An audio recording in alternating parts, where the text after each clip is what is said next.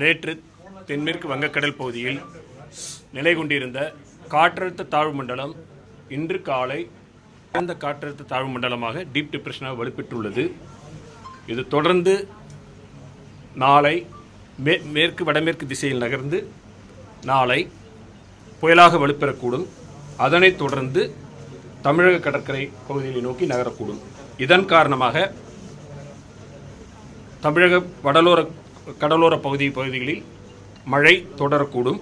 கனமழையை பொறுத்தவரையில் அடுத்து வரும் 24 மணி நேரத்திற்கு மயிலாடுதுறை, காரைக்கால், திருவாரூர், நாகப்பட்டினம் ஆகிய மாவட்டங்களில் ஓரிரு இடங்களில் அதிக கனமழையும், திருவள்ளூர், சென்னை, காஞ்சிபுரம், செங்கல்பட்டு, விழுப்புரம், புதுச்சேரி, கடலூர், அரியலூர், தஞ்சாவூர், புதுக்கோட்டை, சிவகங்கை, ராமநாதபுரம் ஆகிய மாவட்டங்களில் ஓரிரு இடங்களில் கன முதல் மிக கனமழை பெய்யக்கூடும்.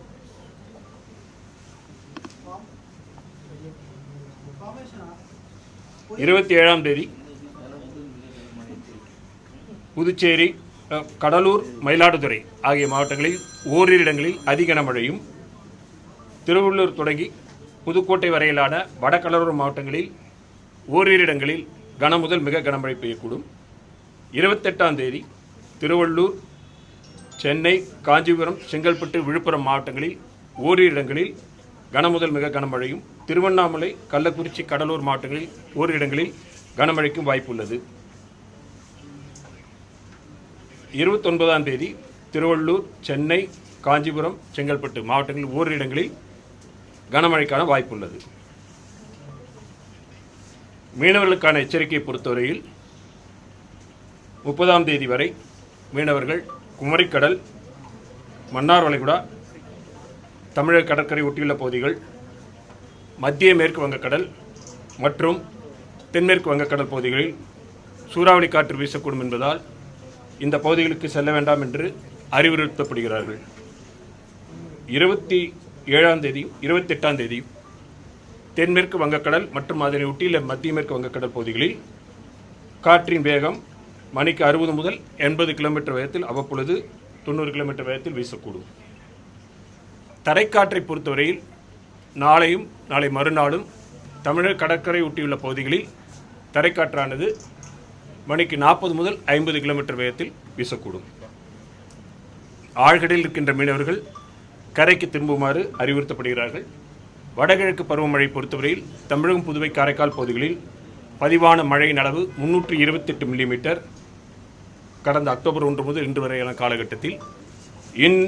இந்த காலகட்டத்தின் இயல்பு அளவு 337 மில்லிமீட்டர் இயல்பை ஒட்டி மழை பெய்துள்ளது. ஓகேங்களா? இப்போ நாம் நேற்று காற்றழுத்த தாழ்வு மண்டலம் இருந்தது, அது நகர்ந்து இப்போ ஆழ்ந்த காற்றழுத்த தாழ்வு மண்டலமாக வலுப்பெற்றிருக்கு. அந்த இது மேகக்கூட்டங்கள் பார்க்குறோம். அதனுடைய மேற்கு பகுதியில் பார்க்கும் பொழுது நல்ல மேகக்கூட்டங்கள் உருவாகியிருக்கிறது.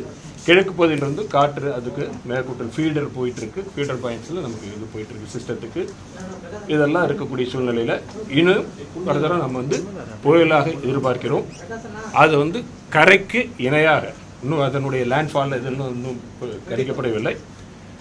தற்பொழுது நிலவரப்படி கடலோர பகுதிகளுக்கு இணையாக சுமார் 150 200 கிலோமீட்டர் தொலைவில் நிலை கொள்ளக்கூடும். 29 லேண்ட்ஃபார்ம் இன்னும் தொடர்ந்து கண்காணிக்கிறோம். ஆனால் இப்பொழுதுதான் நமக்கு அடுத்த நிலைக்கு வந்திருக்கு. இன்னும் அந்த சிஸ்டம் அதனுடைய பார்த்தீங்கன்னா கிழக்கு பகுதியிலிருந்து இன்னும் ஃபீல்டர் பாயிண்ட்ஸ் போயிட்டுருக்கு. அதிலிருந்து இன்னும் டெவலப் ஆகி மேலே வரணும்.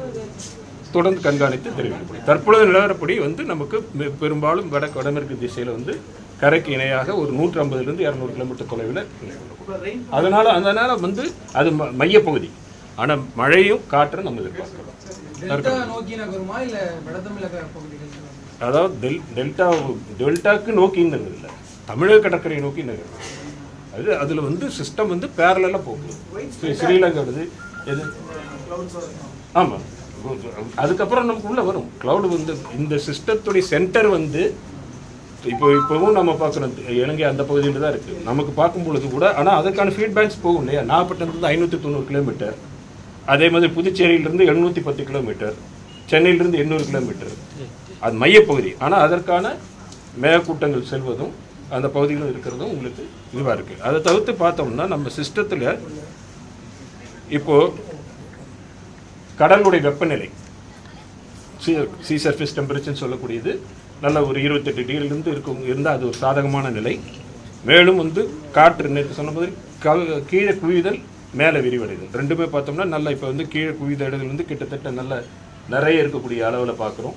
மேலே விரிவடைகிற பகுதியும் பார்க்குறோம். மேலே அந்த மஞ்சள் கோடு இருக்கக்கூடிய பகுதி மேலே விரிவடைகிறது. ஸோ அது அந்த காற்று குவிதலும் விரிவடையும் பகுதியும் ஒரே நேர்கோட்டில் இருக்கும் பொழுது இன்னும் சிஸ்டம் நல்லா அலைன் ஆகிறதுக்கு சான்சஸ் நிறைய இருக்குது. அதை தவிர்த்து இப்போ காற்று திசை மாறும் பகுதி, அதாவது காற்றின் வேகமோ திசையோ மாறும் பொழுது அது அந்த சிஸ்டத்தை பிரிக்கலாம்.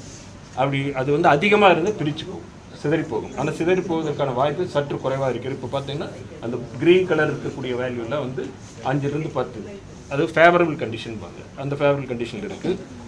கடந்த 6 மணி நேரமாக பார்த்தோம்னா அந்த ஷியருடைய டெண்டன்சி, அதனுடைய மாறுபாடுடைய வேகம் அந்த அளவு கூட நமக்கு சாதகமாக இருக்கிற காரணத்தால் இது குறிப்பாக சுருக்கமாக சொல்லப்போனால் சிஸ்டம் இன்னும் பாசிபிளாக அதுக்கு சாதகமான சூழ்நிலை இருப்பதால் புயலாக வலுவடையக்கூடிய சாதகமான சூழ்நிலை இருக்கிறது. ஆனால் எங்கே கிராஸ் பண்ணணும் அதெல்லாம் இன்னும் கணிக்கப்படவில்லை.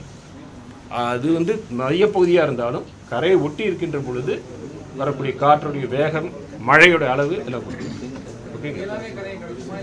இதுதான் சொல்கிறோம். இன்னும் அதை பற்றி கரை கரைப்பது பற்றி இன்னும் இன்னும் கணிக்கப்படவில்லை. இப்பொழுது நிலைக்கு 150 to 200 கிலோமீட்டர் தொலைவில் பேரலாக 29ஆம் தேதி வரைக்கும் அது வரைக்கும் சொல்லிட்டு தொடர்ந்து கண்காணித்து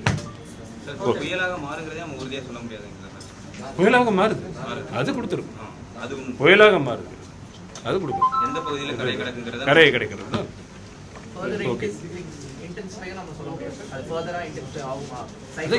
சைக்ளானிக் ஸ்டார்ம் தான் சொல்லியிருக்கோம். இப்போ அதுக்கு அடுத்த நிலையில இருக்கு. முதல்ல இந்த நிலையிலிருந்து ஆழ்ந்த காற்று தாழ்வு மண்டலத்திலிருந்து புயலுக்கு தான் பண்ணியிருக்கோம். நாளைக்கு ஈவினிங் வரைக்கும் பார்த்துருக்கோம். அதுக்கப்புறம் தொடர்ந்து கண்காணிப்போம். Okay, thank you.